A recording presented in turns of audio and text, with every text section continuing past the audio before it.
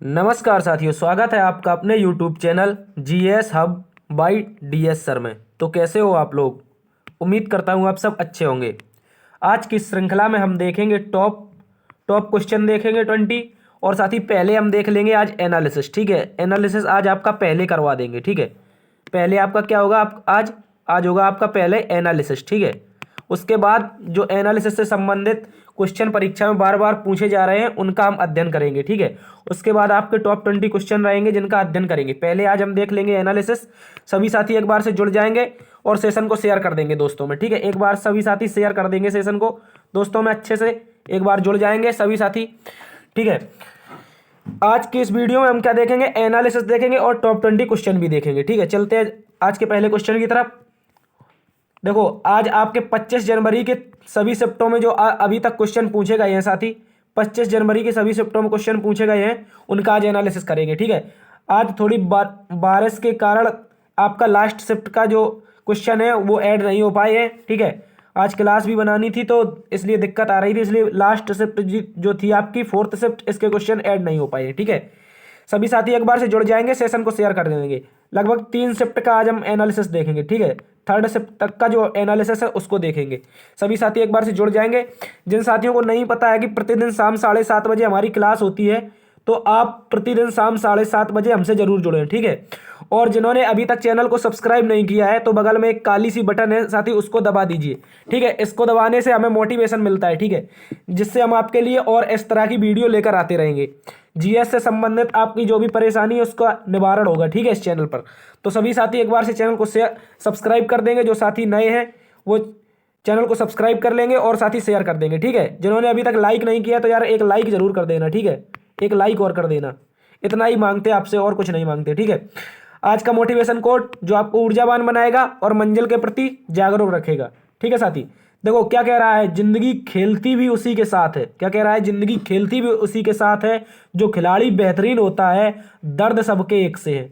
दर्द सबके एक से हैं मगर हौसले सबके अलग अलग हैं।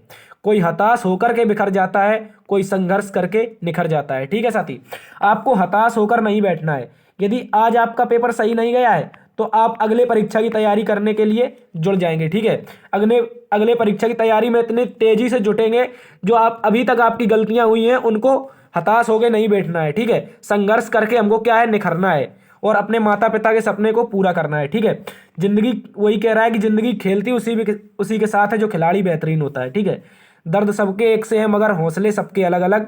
कोई हताश होकर बिखर जाता है और कोई संघर्ष करके निखर जाता है। ठीक है, चलते हैं आज के पहले क्वेश्चन की तरफ। देखो, एनालिसिस हम देखने वाले हैं। जो साथी अभी तक चैनल पर नए हैं वो सब्सक्राइब कर लेंगे। ठीक है, देखो आपसे साथी कौन कौन से क्वेश्चन आज बने थे, क्या क्या पूछा गया था, जैसा कि आपने पीपीटी में देख ही लिया होगा।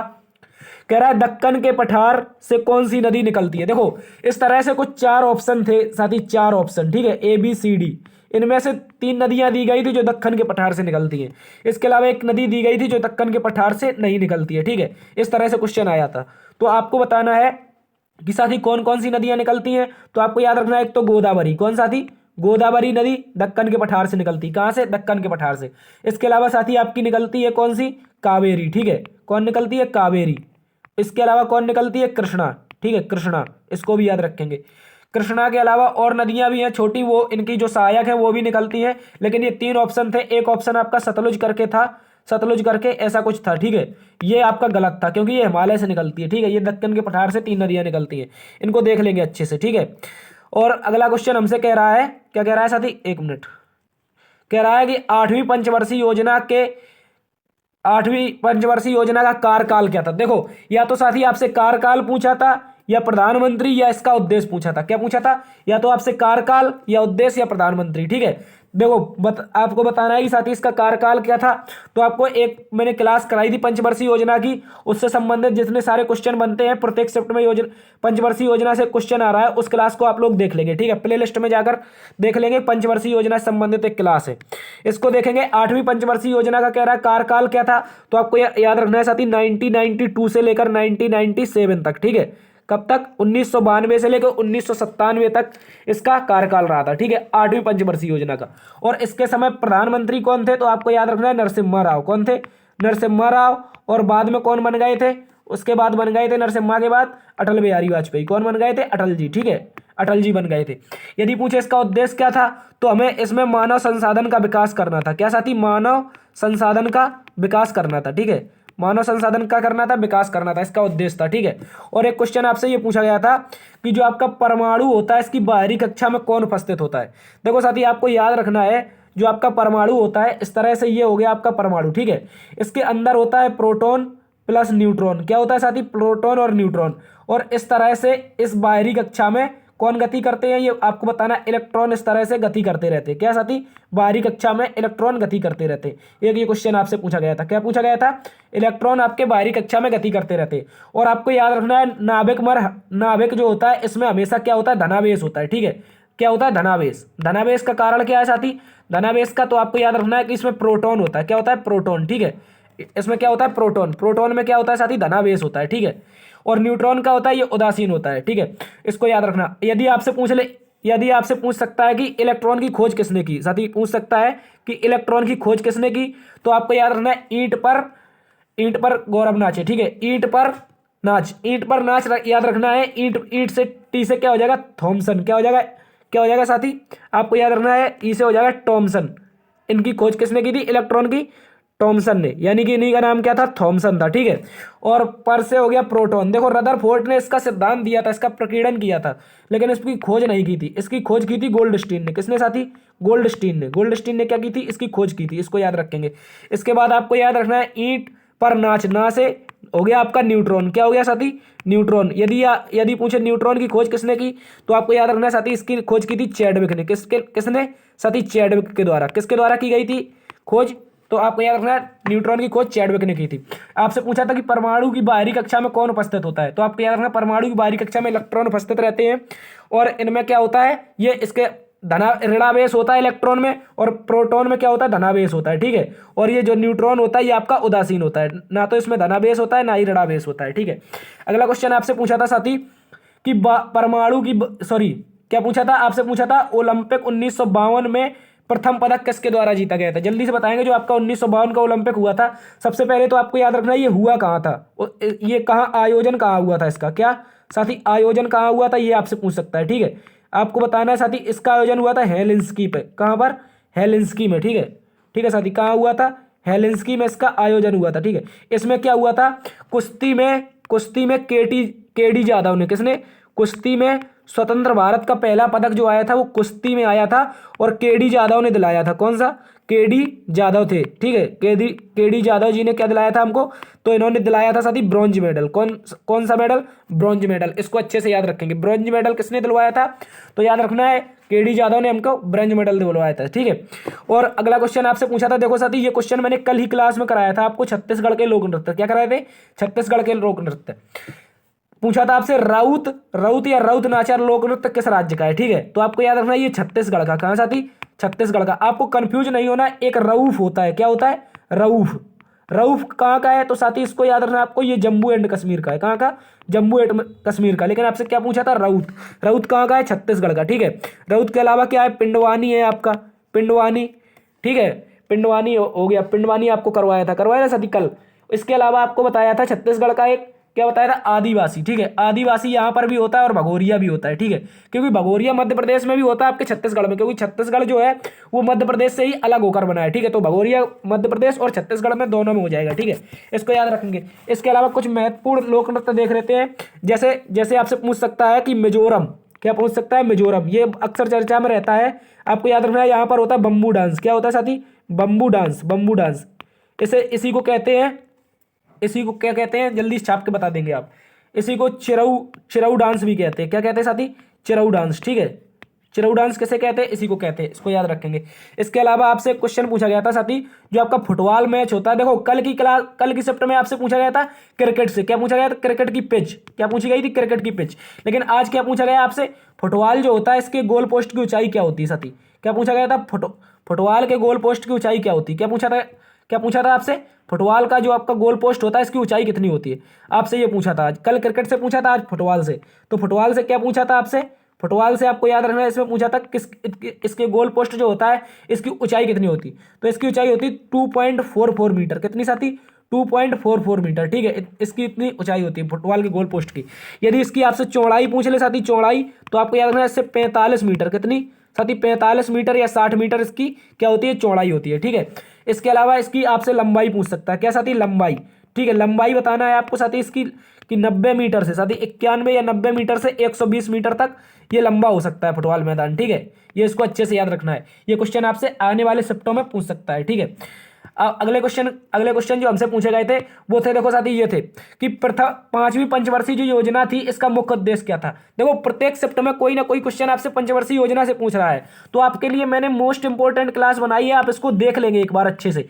इनमें सारे उद्देश्य, सारे प्रधानमंत्री, इनका कार्यकाल और ये कब से कब तक चली थी, इनके गैप जो है वो सारे के सारे एक ही क्लास में, उसको आप सर्च कर लेंगे मेरे चैनल पर जाकर, उसमें आ जाएगा आपको, क्या आ जाएगा, पंचवर्षीय योजना डालेंगे तो आ जाएगा, ठीक है। उनसे एक बार देख लेंगे। तो पंचवर्षीय योजना 5वीं का उद्देश्य क्या था, तो साथी याद रखना है ये पंचवर्षीय जो योजना थी ये 1974 से लेकर, कब साथी, 1974 से लेकर 1978 तक चली थी।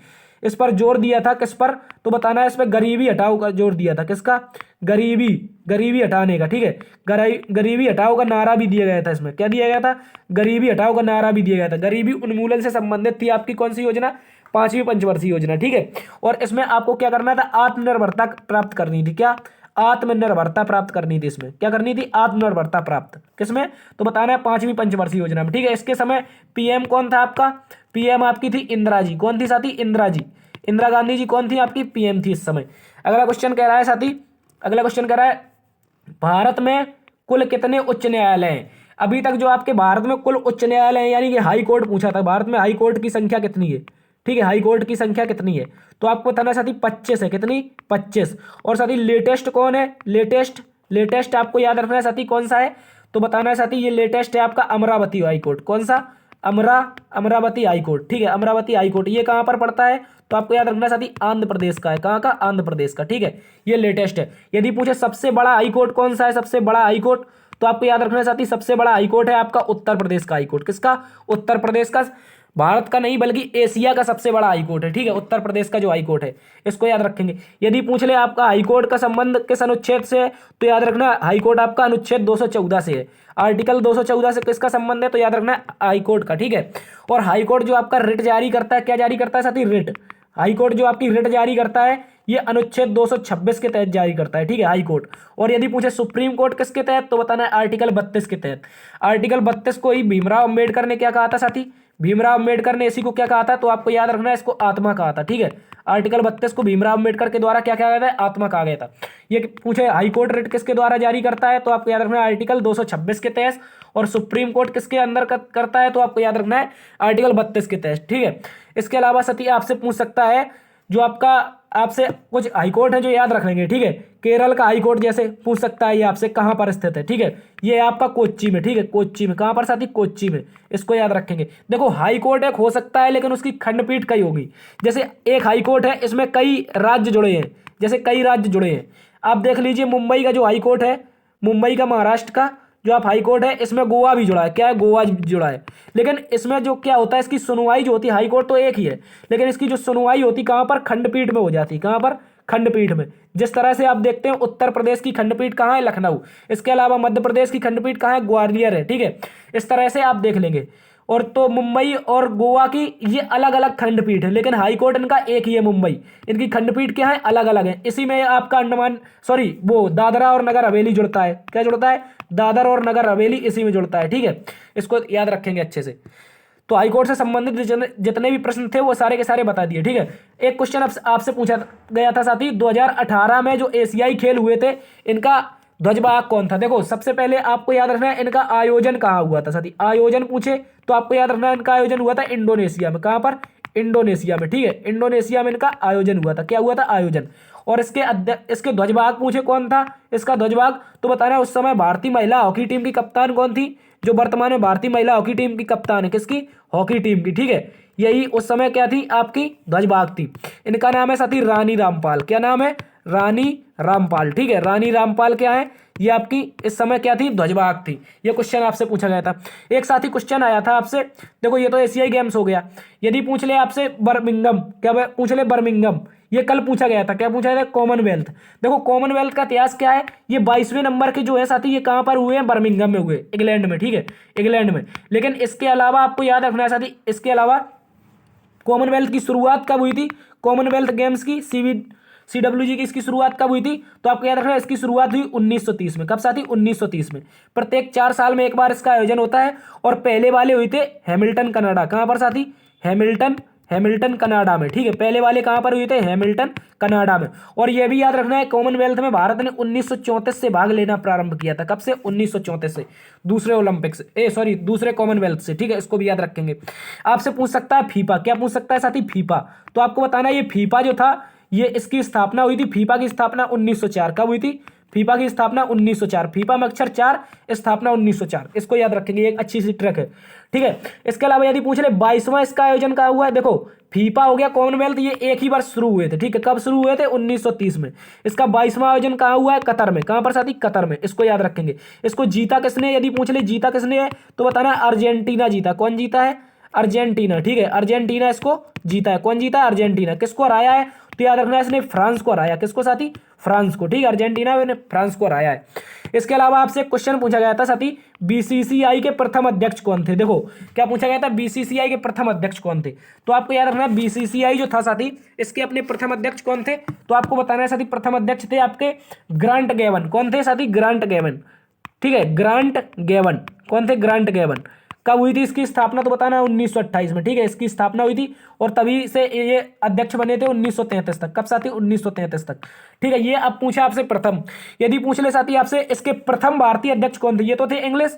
यदि पूछ ले प्रथम भारतीय कौन थे? भारतीय, तो आपको याद रखना है साथी, महाराजा दिग्विजय सिंह। कौन थे? महाराजा दिग्विजय सिंह जो थे, दिग्विजय सिंह, ये प्रथम भारतीय अध्यक्ष थे, ठीक है। महाराजा दिग्विजय सिंह, ये कहाँ के थे? तो पटियाला के, ठीक है। ये प्रथम भारतीय अध्यक्ष थे। ये कब बने थे साथी? तो आपको याद रखना है, ये बने थे 1937 में, ठीक है। कब बने थे? 1937 में। इसके अलावा साथी आपसे क्वेश्चन पूछा गया था, जो आपकी अटल पेंशन योजना है, इसकी शुरुआत कब हुई है? तो मैंने एक दिन ट्रिक कराई थी योजनाओं की, नाम आई, यानी कि 9 मई 2015 को अटल पेंशन जीवन ज्योति, ठीक है। प्रधानमंत्री, देखो एक साथी आपकी अटल पेंशन योजना और जीवन ज्योति योजना, कौन सी? जीवन ज्योति योजना, ये कब शुरू हुई थी? तो आपको याद रखना है, ये 9 मई 2015 को शुरू हुई थी, ठीक है। अटल पेंशन जीवन ज्योति 9 मई 2015 को ये दोनों योजनाएं शुरू हुई थी, ठीक है। आप योजनाओं से एक आध क्वेश्चन आपसे पूछा जा रहा है, जो आपकी 2015 के या 2014 के आसपास की योजनाएं हैं 2022 तक, इन सभी को अच्छे से एग्जाम में कवर करके जाएंगे, ठीक है। जितने भी साथी हैं वो सारे के सारे एक बार इन योजनाओं को कवर करके जाएंगे, क्योंकि ये क्वेश्चन आपसे बार बार रिपीट हो रहा है। और आपका लोक नृत्य हो गया, वो उससे भी रिपीट हो रहा है, ठीक है। इसके अलावा साथी आपसे क्वेश्चन पूछा गया था, भारत के महान्यायवादी संबंधित अनुच्छेद कौन है? देखो आपसे आज पूछा है महान्यायवादी। क्या पूछा है? महान्यायवादी, ठीक है ना। महान्यायवादी इसने पूछा है, तो आपसे पूछ सकता है महाअधिवक्ता। क्या पूछ सकता है? महाअधिवक्ता, ठीक है। महाअधिवक्ता क्या होता है? तो बताना है, जिस तरह से केंद्र सरकार का एक सबसे बड़ा वकील महान्यायवादी होता है, उसी प्रकार राज्य सरकार का सबसे बड़ा वकील कौन होता है? तो बताना है साथी, ये महाअधिवक्ता होता है, ठीक है। महान्यायवादी का उल्लेख किसमें है? तो बताना है आर्टिकल 76 में। किसमें? आर्टिकल 76 में। और आपको याद रखना वर्तमान में कौन है? तो वर्तमान में ये भी पूछ सकता है करंट अफेयर की दृष्टि से। तो आपको याद रखना ये वर्तमान में कौन है? आर वेंकट रमणी। कौन है साथी? आर वेंकट रमणी, ठीक है। आर वेंकट रमणी वर्तमान में। यदि पूछे महाधिवक्ता का अनुच्छेद किसमें है, तो आपको याद रखना 165 में। किसमें साथी? 165 में। इसको देख लेंगे अच्छे से, ठीक है। एक क्वेश्चन आपसे पूछा गया था साथी, मैंने ज़्यादा टाइप नहीं कर पाए, ठीक है। और क्वेश्चन आपको बता दे रहे हैं कौन कौन से क्वेश्चन पूछे गए थे, ठीक है। तो आपको याद रखना है, क्वेश्चन आपसे पूछा गया था साथी, जो क्या पूछा गया था?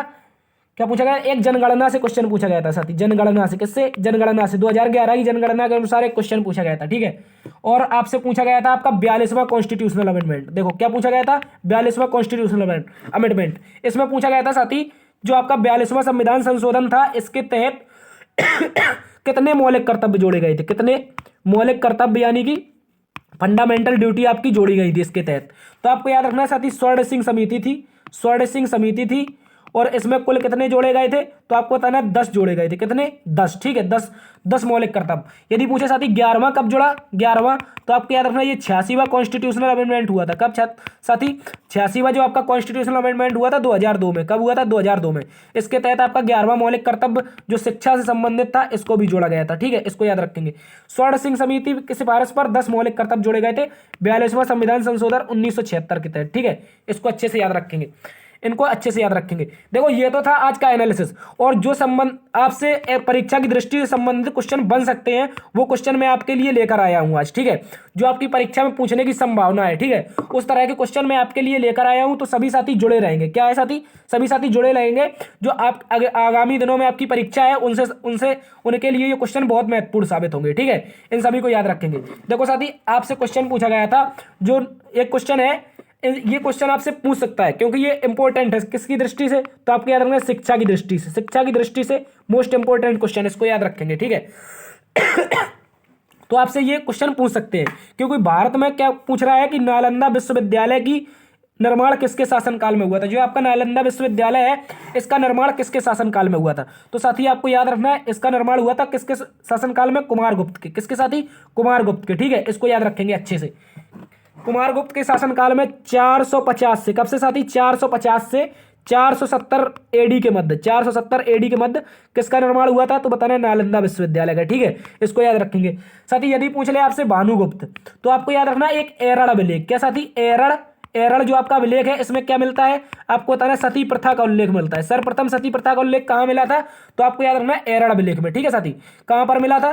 तो आप अच्छे से याद रखेंगे एरड़ अभिलेख में। ठीक है, एरड़ अभिलेख में किसका उल्लेख मिला था? तो सती प्रथा का। ये किसके समय का था? भानुगुप्त के समय। यदि पूछ ले चंद्रगुप्त द्वितीय साथी, तो आपको बताना है इसके दरबार में रहते थे कालिदास। कौन रहते थे?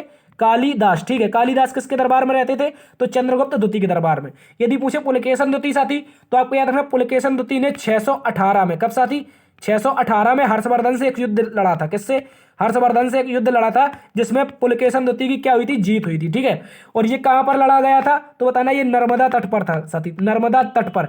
इसकी जानकारी किससे मिलती है साथी? यदि पूछ ले आपसे जानकारी किससे मिलती है, तो बताना इसकी जानकारी मिलती है साथी किससे? ऐहोल अभिलेख से। किससे? ऐहोल अभिलेख से। ठीक है, ऐहोल अभिलेख किसका है? तो बताना जो ये आपका जो पुलकेशन द्वितीय था इसी का एक दरबारी कवि था रवि कीर्ति। कौन सा थी? रवि कीर्ति। ठीक है, रवि कीर्ति जो दरबारी कवि था इसी ने ऐहोल अभिलेख की रचना की थी। ठीक है, इसको अच्छे से याद रखेंगे। तो आपका पूछा नालंदा विश्वविद्यालय किससे संबंधित है, तो बताना कुमारगुप्त ने इसकी क्या की थी? स्थापना करवाई थी। ठीक है, भानुगुप्त सती प्रथा का प्रथम उल्लेख किससे मिलता है? एरड़ अभिलेख से। इसको याद रखेंगे। ठीक है, चलते हैं अगले क्वेश्चन की तरफ। अगला क्वेश्चन कह रहा है साथी वर्नाकुलर प्रेस एक्ट। देखो ये क्वेश्चन आपसे बार बार पूछ सकता है, तो आपको याद रखना है ये परीक्षाओं के लिए दृष्टि से मोस्ट इंपोर्टेंट क्वेश्चन है।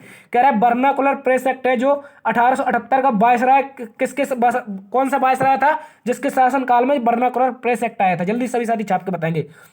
देखो साथी, यदि आपसे पूछ ले किसके शासनकाल में आया था, तो देखो मैंने टिक इसलिए लगा दिया क्योंकि पीडीएफ उपलब्ध कराना पड़ता है, तो ये पीडीएफ में प्रिंट नहीं होता, इसलिए पीडीएफ आपके लिए आसान होगा, इसलिए टिक लगा दिए। ठीक है, तो ये आपका किसके समय आया था साथी?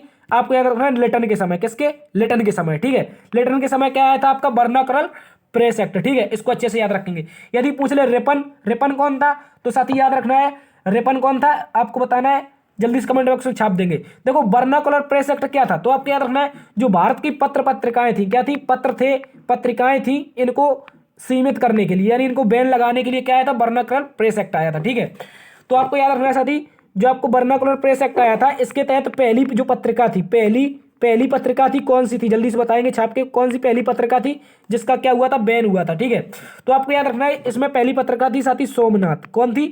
सोमनाथ। ठीक है, ये सोमनाथ पत्रिका किसकी थी? तो आपको बताना है ईश्वर चंद्र विद्यासागर की। किसकी? ईश्वर चंद्र विद्यासागर। ठीक है, ईश्वर चंद्र विद्यासागर की पहली पत्रिका थी। यदि पूछ ले इस एक्ट के तहत सर्वप्रथम जेल में किसे डाला गया? जेल में, तो आपको बताना साथी सर्वप्रथम जेल गए थे सुरेंद्रनाथ। कौन गए थे साथी? सुरेंद्रनाथ बनर्जी। ठीक है, कौन गए थे?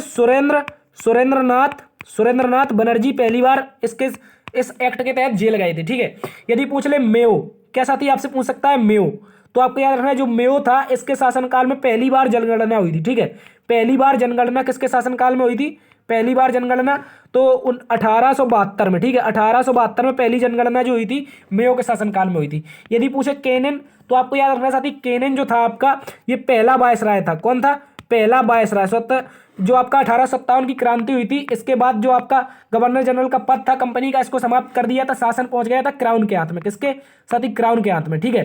तो इसका पहला जो वायसराय बना था वो कौन था? आपको याद रखना केनिन था, ठीक है। इसके अलावा आपसे पूछ सकता है रिपन, तो आपको बताना साथी जो रिपन था इसके समय प्रथम जनगणना हुई थी, जो आपकी 10 की आधार पर, किस आधार पर?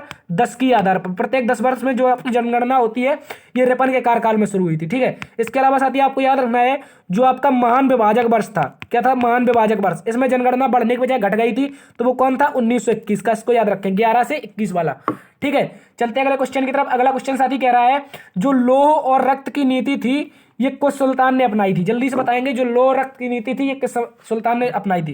तो आपको याद रखना साथी किसने अपनाई थी? बलबन ने, ठीक है। किसने अपनाई थी? बलबन ने।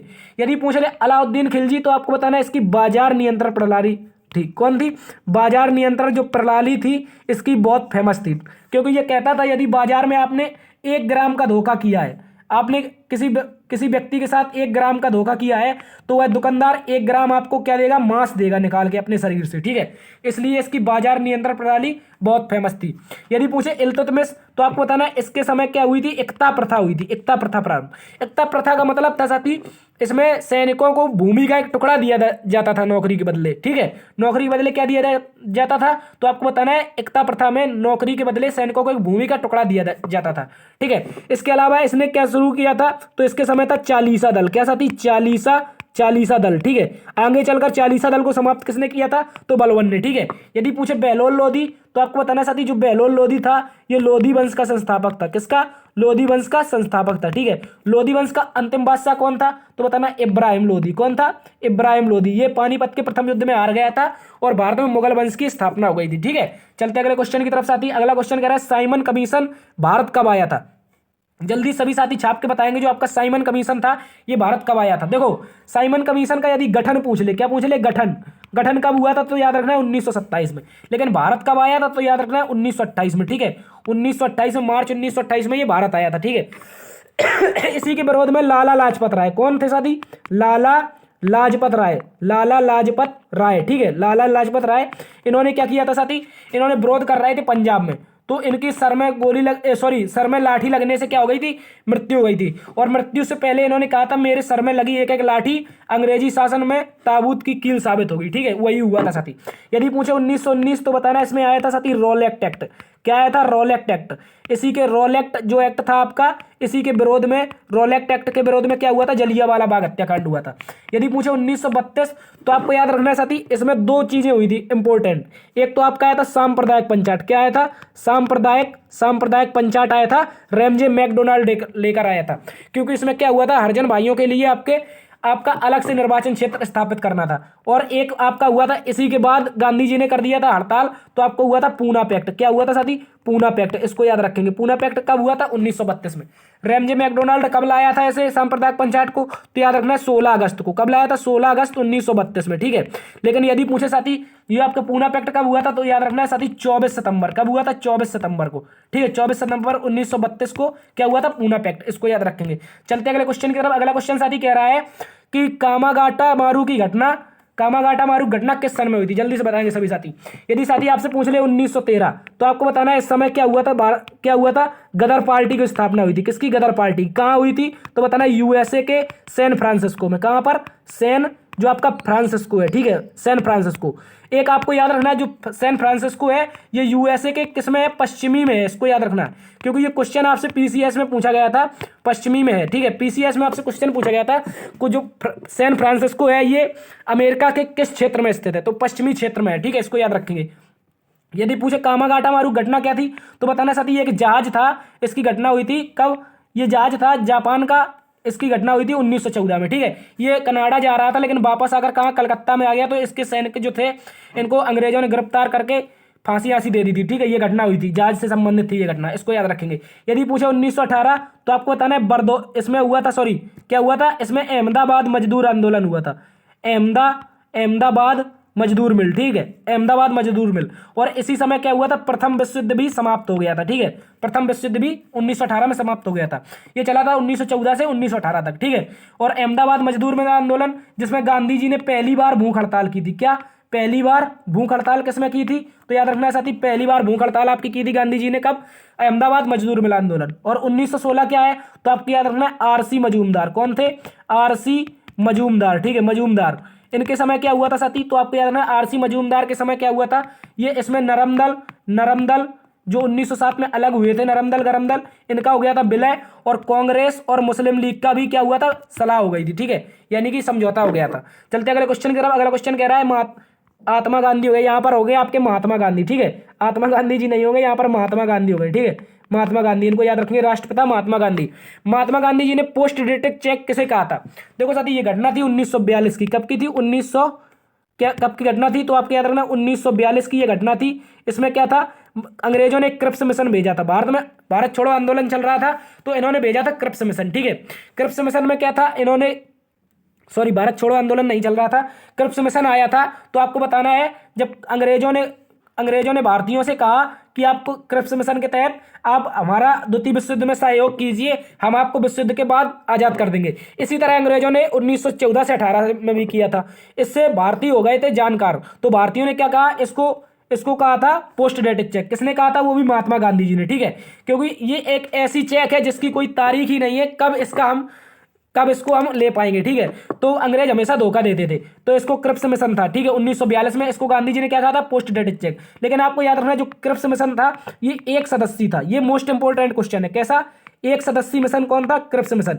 ऐसा पूछता है आपसे, ऑप्शन देगा कैबिनेट मिशन निम्नलिखित में से कौन सा एक सदस्यीय था, कैबिनेट मिशन या क्रिप्स मिशन। तो आपको याद रखना है क्रिप्स मिशन। इसमें केवल स्टेफर्ड क्रिप्स आया था। कौन आया था, स्टेफर्ड क्रिप्स आया था, ठीक है, स्टेफर्ड क्रिप्स। लेकिन यदि आपसे पूछ ले कैबिनेट मिशन, तो बताना है साथी ये 3 सदस्यीय था। कैसा, 3 सदस्यीय था, ठीक है, 3 सदस्यीय कौन था, कैबिनेट मिशन था। और कैबिनेट मिशन को क्या हुआ था, तो इसकी अध्यक्षता किसने की थी, अध्यक्ष कौन था, तो इसको याद रखना है, अध्यक्ष था इसका साथी आपका कौन था, पेंथिक लॉरेंस, ठीक है, कौन था, पेंथिक लॉरेंस इसका क्या था, पेंथिक लॉरेंस इसका, एक मिनट, पेंथिक लॉरेंस इसका अध्यक्ष था, ठीक है। इसके अलावा आपका अलेक्जेंडर फ्लेमिंग था, सॉरी अलेक्जेंडर था, और इसके अलावा स्टेफर्ड था, ठीक है, इसको याद रखेंगे। यदि मुझे साइमन कमीशन, तो अभी आपको बताया था कब आया था, 1928 भारत आया था, 1927 में बना था। और सांप्रदायिक पंचायत 1932, ठीक है, 16 अगस्त 1932, इसको याद रखेंगे। तो इसका आंसर क्या हो जाएगा, गांधी जी ने किसको पोस्ट डेटेड चेक कहा, तो आपको याद रखना है क्रिप्स मिशन को, ठीक है। चलते अगले क्वेश्चन की तरफ। अगला क्वेश्चन कह रहा है राष्ट्रीय ध्वज तिरंगा को कब स्वीकार किया, जल्दी से बताएंगे, राष्ट्रीय ध्वज तिरंगा को कब स्वीकार किया गया, जल्दी से बताएंगे सभी साथी, राष्ट्रीय ध्वज तिरंगा को कब स्वीकार किया है। तो आपको याद रखना है, देखो तिरंगा को कब स्वीकार किया गया था, तो ये मोस्ट इंपोर्टेंट क्वेश्चन है। इसको 22 जुलाई 1947 को स्वीकार कर लिया था। यदि पूछे इसका डिजाइन किसने बनाया था, क्या साथी डिजाइन पूछ लिया आपसे, डिजाइन किसने बनाया था, तो बताना पिंगली वेंकैया। कौन थे साथी, पिंगली वेंकैया जो थे, पिंगली वेंकैया, इन्होंने क्या किया था, इसका डिजाइन बनाया था, ठीक है।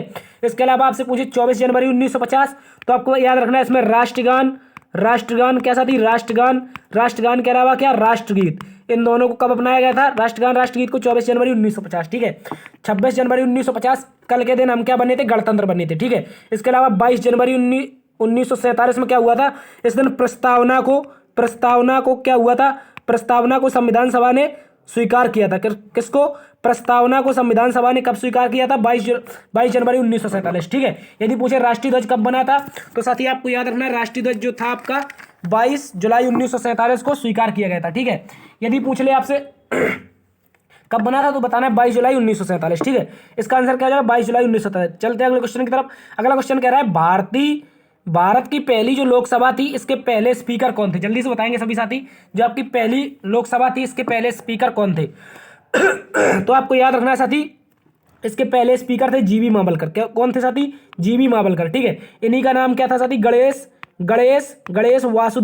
गणेश वासुदेव मावलकर। कौन थे? गणेश वासुदेव मावलकर। ठीक है। यदि पूछे केसी नियोगी कौन थे, तो बताना ये प्रथम वित्त आयोग के किसके साथ ही, प्रथम वित्त आयोग जो था इसके पहले आपके अध्यक्ष थे। ठीक है। प्रथम वित्त आयोग के हेड कौन थे, तो बताना केसी नियोगी। यदि राजेंद्र प्रसाद पूछे तो ये कौन थे, आपके फर्स्ट प्रेसिडेंट थे। कौन थे साथी? First president. और ये कौन थे? Vice president. ठीक है। वाइस प्रेसिडेंट राधाकृष्णन जी। ठीक है। इसका आंसर क्या हो जाएगा? पहली लोकसभा के स्पीकर कौन थे, तो आपको याद रखना है साथी, आपको याद रखना है जीबी मावलकर। ठीक है। एक कमेंट बॉक्स में आप क्वेश्चन छाप के बताएंगे जो आपकी पहली लोकसभा थी ये कब बनी थी। ठीक है। ये मोस्ट इंपोर्टेंट क्वेश्चन है, ये आप कमेंट बॉक्स में छाप के बताएंगे। ठीक है। कह रहा है अगला क्वेश्चन, कह रहा है भारतीय एक मिनट सॉरी, कह रहा है राष्ट्रपति राज्यसभा का पदेन सभापति होता है, किस अनुच्छेद में कहा गया है? तो आपको याद रखना है साथी, राष्ट्रपति जो होता है राज्यसभा का पदेन सभापति, ये कहा गया है आपका अनुच्छेद 64 में। किसमें? अनुच्छेद 64 में। ठीक है। इसके अलावा यदि पूछ ले अनुच्छेद 63, तो आपको याद रखना है इसमें एक मिनट साथी, एक मिनट, ये यहाँ पर राष्ट्रपति नहीं होगा, यहाँ पर उपराष्ट्रपति होना चाहिए था। ठीक है। क्योंकि राज्यसभा का पदेन सभापति कौन होता है? उपराष्ट्रपति होता है। कौन? उपराष्ट्रपति। सॉरी, इसके लिए माफी चाहेंगे, 2-3 क्वेश्चन आपके गलत हो गए।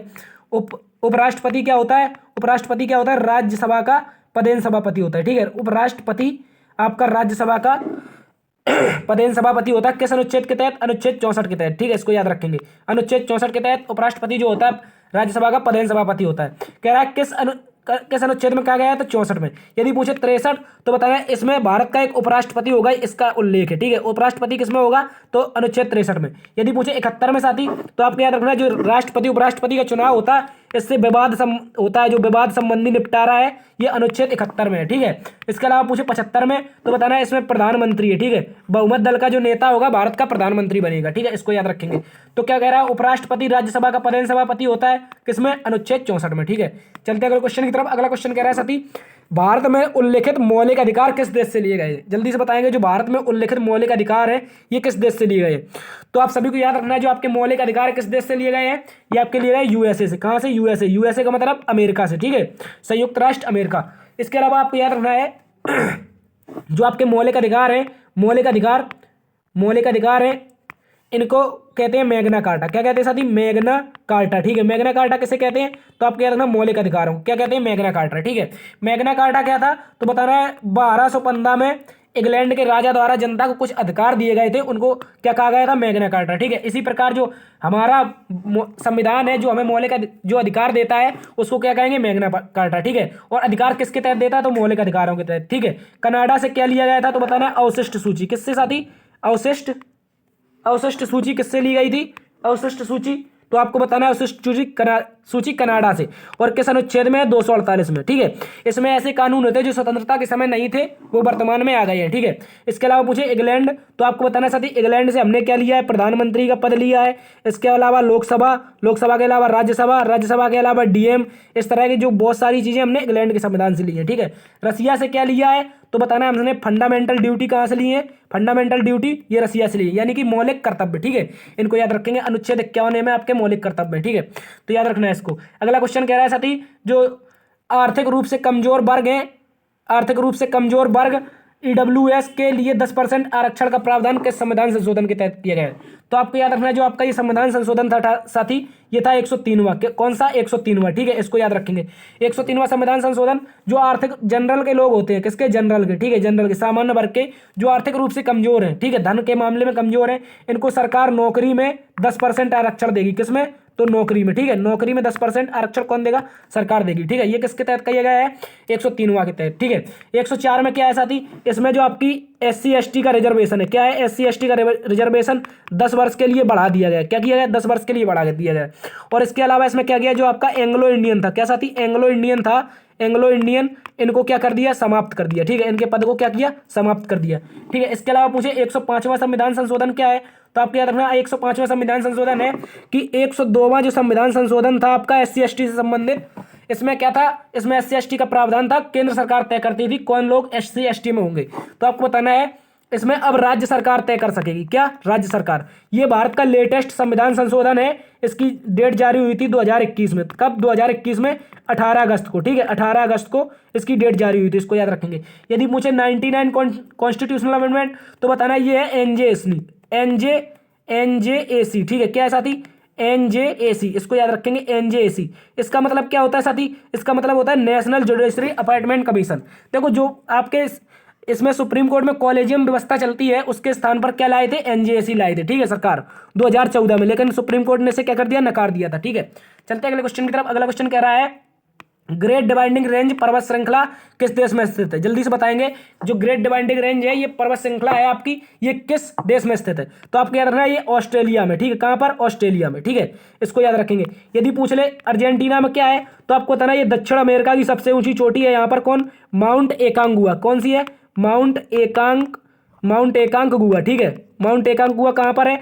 तो ये अर्जेंटीना और चिली में स्थित है। माउंट एकांकगुआ विश्व, ये दक्षिण अमेरिका जो है, सॉरी दक्षिण अमेरिका महाद्वीप है, हाँ, इसकी सबसे ऊंची चोटी है, ठीक है। इसके अलावा ऑस्ट्रेलिया, तो ग्रेट डिवाइडिंग रेंज पर्वत श्रृंखला कहां पर है? ऑस्ट्रेलिया में, ठीक है। इसके अलावा आपसे अमेरिका पूछ सकता है, तो आपको याद रखना माउंट मैकिनले। कौन सी? माउंट मैकिनले जो है आपकी, माउंट मैकिनले ये यहाँ की सबसे ऊंची चोटी है। इसका नाम हो गया माउंट डेनाली। क्या हो गया साथी? माउंट डेनाली ही इसका नाम हो गया। क्यों हो गया? तो बताना है माउंट डेनाली एक आपका डेनाली नेशनल पार्क है, इसी के नाम पर इसका नाम कर दिया गया है, ठीक है। इसके अलावा पूछे तंजानिया, तो बताना अफ्रीका की सबसे ऊंची चोटी सर इसमें स्थित है। कौन सी है? तो याद रखना किलिमंजारो, ठीक है। किलिमंजारो किस देश में है? तो आपको याद रखना है तंजानिया में, ठीक है साथी। इसको याद रखेंगे अच्छे से। चलते अगले क्वेश्चन की तरफ। इसका आंसर क्या हो जाएगा हमारा? ऑस्ट्रेलिया, ग्रेट डिवाइडिंग रेंज, ठीक है। चलते अगले क्वेश्चन की तरफ। अगला क्वेश्चन कह रहा है जो आपका भारतीय संविधान का सबसे लंबा बजट पढ़ने का रिकॉर्ड 2 घंटा 40 मिनट में किस वित्त मंत्री के पास है? तो आपको याद रखना ये किसके पास है? निर्मला सीतारमण के पास, ठीक है। इन्होंने कितने देर तक पढ़ा था? 2 घंटा 40 मिनट तक। यदि पूछे सर्वाधिक शब्दों के हिसाब से, सर्वाधिक शब्द किसने पढ़े थे? सर्वाधिक शब्दों को किसने? तो मनमोहन सिंह जी ने, ठीक है। लगभग 866 शब्द, इससे भी ज्यादा थे, ठीक है, इससे भी ज्यादा शब्द थे। तो मनमोहन सिंह शब्दों के हिसाब से और टाइमिंग से हिसाब से निर्मला सीतारमण। अरुण जेटली, तो बताना ये भारत के वित्त मंत्री रहे हैं 2014 से लेकर 2019 तक। कब तक? 2014 से 2019 तक, ठीक है। इनकी मृत्यु हो गई थी, इसके बाद निर्मला सीतारमण जी क्या बनी थी? आपकी वित्त मंत्री बनी थी। इसको याद रखेंगे। यशवंत सिन्हा, तो बताना ये अभी राष्ट्रपति का जो चुनाव है द्रौपदी मुर्मू जी से हार गए हैं, ठीक है। इसके अलावा अगला क्वेश्चन कह रहा है कि जो आपका चुनाव वर्ष में बजट कितनी बार प्रस्तुत किया जाता है? जल्दी से बताएंगे। जो आपका चुनाव वर्ष है इसमें सरकार कितनी बार बजट प्रस्तुत करती है? तो आपको याद रखना साथी कितनी बार? 2 बार। क्यों साथी? तो बताना है आपको साथी। एक बार तो पूर्ण बजट प्रस्तुत करती है, पूर्ण बजट, ठीक है, जो अपना कार्यकाल है वो सब दिखाती है। इसके बाद एक करती है अंतरिम बजट। कौन साथी? अंतरिम बजट, ठीक है, अंतरिम बजट। ये 2 बार बजट पेश करने कौन करती है? जो चुनाव वर्ष होता है, जैसे 2024 में आपका चुनाव होगा, ठीक है। एक तो सरकार पूर्ण बजट पेश करेगी 2024 के लक्ष्यों के लिए, और एक अंतरिम बजट करेगी पेश, अंतरिम, ठीक है, अंतरिम सरकारों ने क्या काम किया अभी तक, ठीक है। इसको याद रखेंगे। तो क्या हो जाएगा इसका आंसर? 2 बार आपका चुनाव वर्ष में 2 बार बजट पेश किया जाता है, ठीक है। अगला क्वेश्चन कह रहा है कि भारत में रजत क्रांति का संबंध किससे है? जल्दी से बताएंगे। जो रजत क्रांति है आपकी, इसका संबंध किससे है? तो आपको बताना है अंडा उत्पादन से। किससे साथी? अंडा उत्पादन से, ठीक है। यदि पूछ ले बागवानी या इससे, कौन सी है? बागवानी या फल से, तो बताना है स्वर्ण क्रांति। कौन साथी? स्वर्ण क्रांति किससे है? तो आपको याद रखना है स्वर्ण क्रांति आपकी किससे है? ये है आपकी फल और बागवानी से, ठीक है। आलू से पूछे तो बताना है साथी गोल क्रांति। कौन सी? गोल क्रांति किससे है साथी? इसको याद रखना है, गोल क्रांति आपकी आलू से। यदि पेट्रोलियम उत्पादन से पूछे तो बताना है काली क्रांति। कौन सी साथी? काली जो क्रांति होती है आपकी, काली क्रांति। ये मोस्ट इंपॉर्टेंट क्वेश्चन है आपके सभी परीक्षाओं की दृष्टि से, इसलिए काली क्रांति किससे हो जाएगी? आपकी हो जाएगी पेट्रोलियम उत्पादन से, ठीक है। आलू गोल क्रांति, फल बागवानी स्वर्ण क्रांति, और रजत क्रांति आपकी किससे हो जाएगी? अंडा उत्पादन से, ठीक है।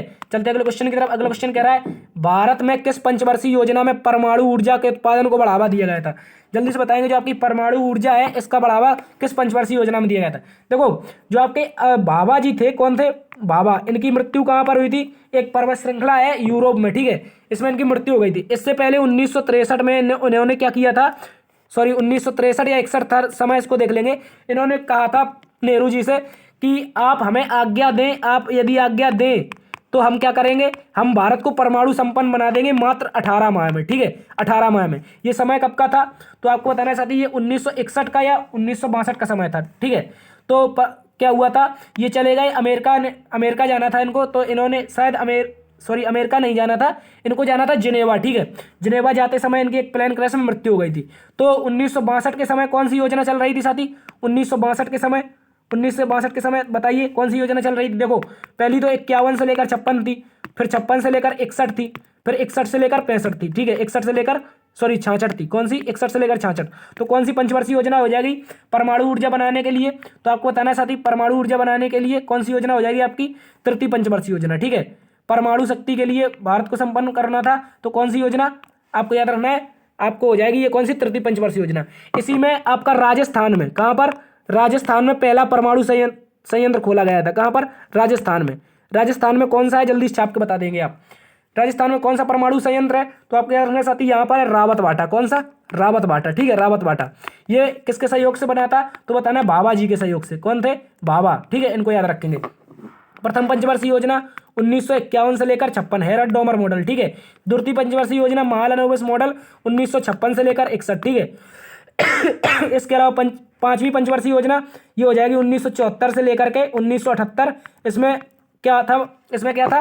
तो आपको बताना साथी, इसमें गरीबी हटाओ का नारा दिया गया था और हमें आत्मनिर्भर बनना था। ठीक है साथी, अगला क्वेश्चन कह रहा है लीड बैंक योजना किस वर्ष शुरू हुई थी? जल्दी से बताएंगे सभी साथी।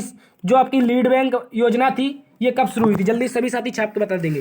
तो आपको याद रखना है साथी, जो लीड बैंक योजना थी आपकी, ये हुई थी आपकी 1969 में। कब साथी? 1969 में। ठीक है, इसी के तहत आपका 1969 में 14 राष्ट्रीयकरण बैंकों का किया गया था। क्या साथी? बैंकों का राष्ट्रीयकरण किया गया था। देखो आपकी चाहे सार्वजनिक बैंक हो, कौन सा थी? सार्वजनिक बैंक यानी सरकारी और या प्राइवेट बैंक, इनके लिए क्या किया गया था? इस योजना के तहत एक निर्धारण कर दिया गया था कि एक जिले में आप इतनी शाखाएं खोल सकते हैं। ठीक है, इस तरह से ये एक योजना थी। तो इसी के तहत 14 प्राइवेट बैंक थी, इनका क्या हुआ था? सरकारी हो गया था, निजीकरण। ठीक है। 91 में क्या था? तो 91 में हमारे पास आर्थिक संकट था। ठीक है, इसको याद रखेंगे। 1978 में क्या हुआ था? 1978 में हुआ था आपका 44वां कॉन्स्टिट्यूशनल अमेंडमेंट। क्या हुआ था 1978 में? 44वां कॉन्स्टिट्यूशनल अमेंडमेंट हुआ था मोरारजी देसाई सरकार में। किसकी? मोरारजी देसाई सरकार थी। ठीक है। 44वां संविधान संशोधन किससे था? संपत्ति के अधिकार से। ठीक है। अगला क्वेश्चन कह रहा है मध्य प्रदेश स्थित छतरपुर में सविनय अवज्ञा आंदोलन का नेतृत्व कौन कर रहा था? जल्दी सभी साथी छाप के बताएंगे। जो आपका मध्य प्रदेश था, इसमें सविनय अवज्ञा आंदोलन का नेतृत्व किसके द्वारा किया गया था? तो आपको याद रखना साथी, सविनय अवज्ञा आंदोलन जैसा कि आपको दिख रहा है यहाँ पर, क्या हो जाएगा आपका?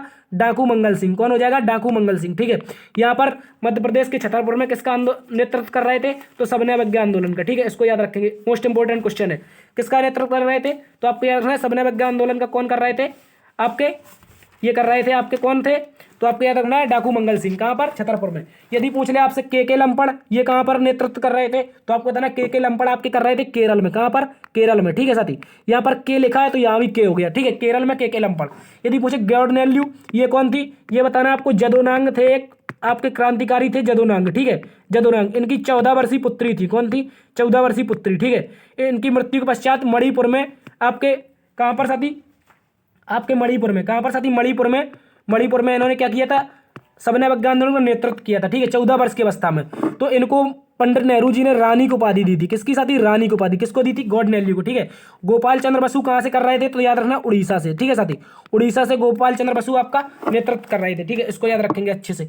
चलते अगले क्वेश्चन की तरफ। अगला क्वेश्चन कह रहा है आजादी से पूर्व काला पानी किसे कहते थे? जल्दी से बताएंगे किसे कहते थे। तो आपको याद रखना है साथी, काला पानी किसे कहते थे? अंडमान निकोबार को। ठीक है, अंडमान निकोबार को। मांडले जेल कहां पर थी आपकी? ये म्यांमार में थी। ठीक है, म्यांमार में। ठीक है, 1935 के एक्ट के तहत 1937 में भारत से म्यांमार को अलग कर दिया गया था। ठीक है, इसको याद रखनी। यरबदा जेल आपको याद रखना है, इसमें हुआ था पूना पैक्ट। क्या हुआ था? पूना पैक्ट कब हुआ था? 1932 में। इसको भी याद रखेंगे। चलते अगले क्वेश्चन की तरफ। अगला क्वेश्चन कह रहा है जो आपका सॉरी यहाँ पर काल हो गया, आज बहुत मिस प्रिंटिंग है, माफी चाहेंगे साथी। कह रहा है बंगाल विभाजन। कहां पर साथी? बंगाल विभाजन रोकने के लिए कौन सा आंदोलन चलाया गया था? जल्दी से बताएंगे। तो आपको याद रखना है बंगाल विभाजन रोकने के लिए कौन सा आंदोलन चला था? स्वदेशी आंदोलन। कब चला था साथी? 7 अगस्त। कब? 7 अगस्त 1905। ठीक है, 7 अगस्त 1905। यदि पूछे बंगाल विभाजन की घोषणा कब हुई थी? घोषणा तो आपको याद रखना है साथी, इसकी घोषणा हुई थी 20 जुलाई। कब हुई थी? 20 जुलाई। ठीक है, इसके अलावा आपको याद रखना है इसका डेट कौन सी रखी गई थी? 16 अक्टूबर। ठीक है, 16 अक्टूबर इसकी डेट रखी गई थी। इसी दिन भारत ने क्या मनाया था? रक्षाबंधन मनाया था। ठीक है, इसमें इसके अलावा याद रखना कोलकाता आंदोलन नहीं होगा इसका आंसर। ठीक है, बारदौली सत्याग्रह किसने किया था? सरदार पटेल ने। किसने? सरदार पटेल ने। ठीक है, सरदार पटेल ने क्या किया था? बारदौली सत्याग्रह का नेतृत्व किया था। इसके अलावा सत्याग्रह में इनको उपाधि किसकी मिली थी? सरदार की उपाधि दी गई थी बारदौली की महिलाओं के द्वारा। ठीक है, भारत छोड़ो आंदोलन का नेतृत्व किसने किया था? महात्मा गांधी ने। इसको भी याद रखेंगे। तो साथी ये थी आज की क्लास। उम्मीद करता हूं एनालिसिस और क्लास आप दोनों को पसंद आई होगी। यदि साथी पसंद आई है तो एक लाइक, शेयर, सब्सक्राइब जरूर करें। मिलते हैं अगली वीडियो में, तब तक के लिए अपना ख्याल रखना। देखते रहिए GS Hub by DS sir. जय हिंद।